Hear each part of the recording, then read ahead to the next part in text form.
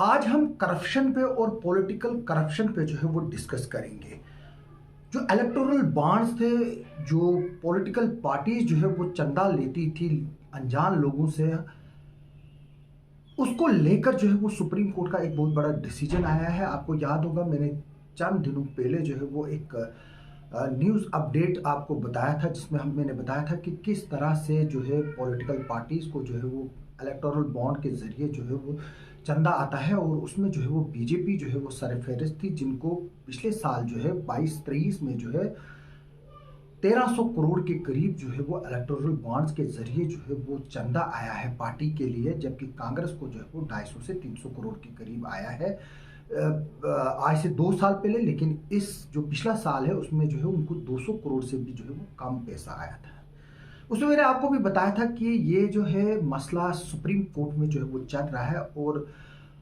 Supreme court की जो 5 जजों की जो कॉन्स्टिट्यूशनल बेंच है उसने इलेक्टोरल बॉन्ड्स को जो है वो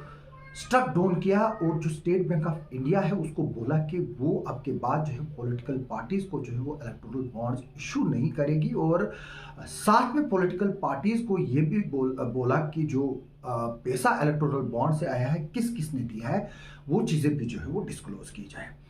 जब बीजेपी ने इसको पर रिएक्ट किया और उन्होंने बताया कि ये एक ऐसा मसला है जिसमें एक बच्चे को कुछ पेरेंट्स जब नहाते हैं तो फिर उसको जो है वो नहाते हुए पानी से ही जो है वो टब से फेंक देते हैं। इस तरह से जो है वो इस डिसीजन को जो है वो सुप्रीम कोर्ट के जो है वो उसको जो है वो रिएक्ट किया है बीजेपी ने। मैं बता दूं कि जो बीजेपी क्योंकि सबसे बड़ी बेनिफिशियरी है इलेक्टोरल बॉन्ड्स की आज के दौर में, क्योंकि उसमें जो है वो गवर्नमेंट में, हालांकि बीजेपी ने ये बताया है कि जो ये इलेक्टोरल बॉन्ड्स थे वो करप्शन को रोकने के लिए थे, जो कांग्रेस के दौर में जो है वो चल रहे थे। यानी कि अब मैं इस पर कुछ कहना नहीं चाहूँगा, क्योंकि जो इलेक्टोरल बॉन्ड्स एक ऐसा पैसा था जिसका कोई डिस्क्लोजर ही नहीं था, ना ही आरटीआई के तहत जो है कि पॉलिटिकल पार्टीज जो है वो जवाब देती थी कि किसने कितना पैसा दिया, और ना ही ये इलेक्शन कमीशन को बताते थे कि ये पैसा कहाँ से आया। यानी कि कुल मिलाकर अगर ये बात देखें कि जिसकी गवर्नमेंट थी उसी को जो है वो बेनिफिट ज़्यादा मिलता था, और इसको हम बोलते हैं जिसकी पट उसी की जो है वो सब कुछ चलती है। मैं बता दूं कि जो 5 जज बेंच जो थे, जिसमें चीफ जस्टिस जो है वो खुद हेड कर रहे थे, उसके अलावा जो है वो जस्टिस संजीव खन्ना साहब थे, इसमें जस्टिस बी आर गवाई साहब थे, जस्टिस जे बी परिदावाला थे, और जस्टिस मनोज मिश्रा जो थे, उन्होंने कहा कि जो ये स्कीम है, जो इलेक्टोरल बॉन्ड्स की स्कीम है, वो वायलेट करती है सिटीजन्स का right to know about the quid pro quo between the donor and the political party in whose favour the contribution is made. यानी कि जो वायलेट करता है ये, कि यहाँ पर क्योंकि जो ये है कि इन्होंने कहा कि सिटीजन्स को जानने का हक है कि किस पॉलिटिकल पार्टी को किसने पैसा दिया और क्यों दिया। यानी कि जब इलेक्टोरल बॉन्ड्स जो है वो इन प्लेस थे, तब जो है वो ये चीज़ें जो है वो बताना जो है वो नहीं थे, पॉलिटिकल पार्टीज नहीं बताते थे कि उनको कहाँ से पैसा है। और ये बात जो है वो जो है वो जो पेटिशनर है या जो लोग हैं इसके को ख़त्म करने की जो डिमांड कर रहे थे, उनका ये कहना था कि जो पॉलिटिकल पार्टीज़ है वो जो है इस आड़ में जो है वो लोगों से पैसा लेती है, उद्योगपतियों से, फिर उनका काम जो है वो करती है। यानी कि एक तरह से रिश्वत और इनडायरेक्टली जो है वो पार्टी के खाते में, ताकि पार्टी भी मजबूत हो और वो पैसा जो है वो बाद में इलेक्शन में भी जो है वो इस्तेमाल हो। इसके अलावा जो है जब ये जजमेंट आई, उसके बाद जो है वो नलिन कोहली जो हमारे सीनियर बीजेपी लीडर है, उन्होंने कहा है मीडिया को कि वो जो है वो सुप्रीम कोर्ट के जो जजमेंट है उसको जो है वो एक्सेप्ट करते हैं और उसकी रिस्पेक्ट करते हैं। जबकि उन्होंने अपोजिशन पर इल्ज़ाम लगाया है कि वो इसको जो है वो पॉलिटिसाइज कर रहे हैं। Those political parties who are trying to politicize it are doing it primarily on the ground that they have no answer to alternative to Modi ji's leadership। जो बीजेपी है उसका ये कहना है कि जो पॉलिटिकल पार्टीज इसको जो है वो प्रमोट कर रही है और इसको पॉलिटिसाइज कर रही है, उनको जो है वो मोदी जी की जो गवर्नेंस है और जो लीडरशिप है और जो उन्होंने अच्छे काम किए हैं वो जो है वो एक तरह से उसके लिए उनको जवाब नहीं है, इसलिए बीजेपी और मोदी जी को जो है वो इसी के ज़रिए जो है वो टारगेट कर रहे हैं। और उन्होंने बताया है कि जो इलेक्टोरल बॉन्ड्स की जो स्कीम है वो इसलिए इंट्रोड्यूस की थी कि जो इलेक्शन में ब्लैक मनी यूज़ होता है उसको जो है वो कर्ब किया जाए। यानी कि आ, आप पैसे ले लो लेकिन किसी को नहीं बताओ कि किससे लिए, वो करप्शन नहीं है। लेकिन जो ये बॉन्ड आप बनवा रहे हैं और ये बता रही है बीजेपी कि ये जो है वो ब्लैक मनी को रोकने के लिए था, इलेक्शंस के लिए, क्योंकि अब पार्लियामेंट्री इलेक्शंस आने हैं और आप देखेंगे कि करोड़ों रुपया जो है वो इन इलेक्शंस पर खर्च होता है। ट्रांसपोर्टेशन, वोटर को पहुंचाना, वोटर को लुभाना,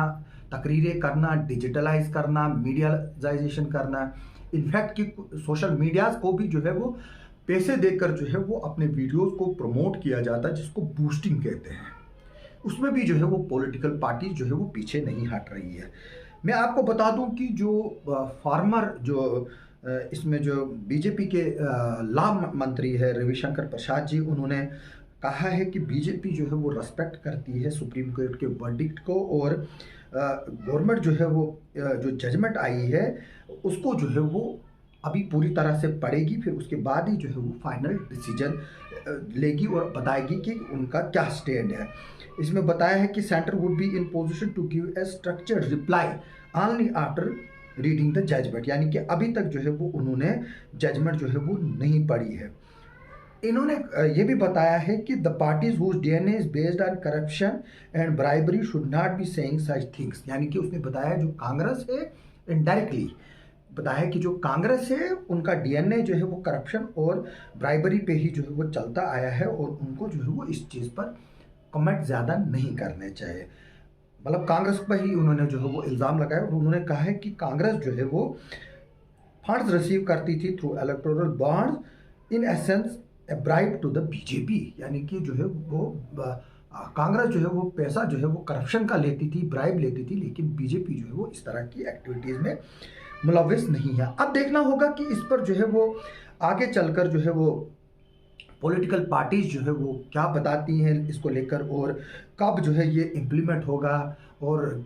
स्टेट बैंक ऑफ इंडिया जो है वो कब डिटेल्स जो है वो पब्लिक करेगा कि किसने जो है वो कितना पैसा दिया है और किस पॉलिटिकल पार्टी को दिया है और कहाँ कहाँ से जो है वो उनके पास पैसा आया। जैसे कि मैं आपको बता दूं कि बीजेपी जो है वो रिचेस्ट पार्टी है इस के हिसाब से, और पिछले 2 सालों में तकरीबन 4,500 करोड़ जो है वो बीजेपी के खाते में जो है वो through electoral bonds, through direct donation और थ्रू जो इंटरेस्ट इनके डिफरेंट अकाउंट्स है उसमें जो है उसके ज़रिए जो है वो आया हुआ है। अब क्योंकि पार्लियामेंट इलेक्शन होने हैं जम्मू कश्मीर में, तो अभी इलेक्शन की बात ही नहीं चल रही है, वो जब होंगे तब देखा जाएगा। लेकिन क्या सवाल ये पैदा होता है कि सुप्रीम कोर्ट की इस जजमेंट के बाद क्या पॉलिटिकल पार्टीज जो है वो अपने डोनेशन को जो है किसने दी डिस्क्लोज करेंगे, ताकि लोगों को ये पता चले कि कौन किसके साथ है। और दूसरी बात, क्या इस जजमेंट के बाद जो है वो पॉलिटिक्स में जो इलेक्शंस में पैसा करोड़ों का खर्च होता है उस पर रोक लग पाएगी? क्या इलेक्शन कमिश्नर ऑफ इंडिया जो है वो ऐसे एफर्ट्स जो है वो सक्सेसफुली इम्प्लीमेंट कर पाएगा कि इलेक्शन जो है वो उसमें जो पैसा बढ़ता है उसके बगैर, पैसे बढ़ने के बगैर इलेक्शन हो, और जो लोग हो वो रियल जो कैंडिडेट है और अपनी चॉइस से जो है बगैर पैसों के वोट दे, क्योंकि हमारे यहाँ जो है वो काफ़ी एक गरीब तबका भी है जिसको टारगेट किया जाता है पैसे के ज़रिए। हमें उम्मीद है कि इलेक्शन कमीशन जो है वो उसकी नोटिस में ये चीज़ें ऑलरेडी होंगी और हर चीज़ को जो है वो देखा जाएगा, क्योंकि अब आर्टिफिशियल इंटेलिजेंस का ज़माना है, सीसीटीवी कैमराज है, हर चीज़ है। क्या पॉलिटिकल पार्टीज़ और पॉलिटिकल पार्टीज़ के ऑफिसेज में जो है वो सीसीटीवी कैमराज लगाए जाएंगे इलेक्शन कमीशन की तरफ से, ताकि जो अंदर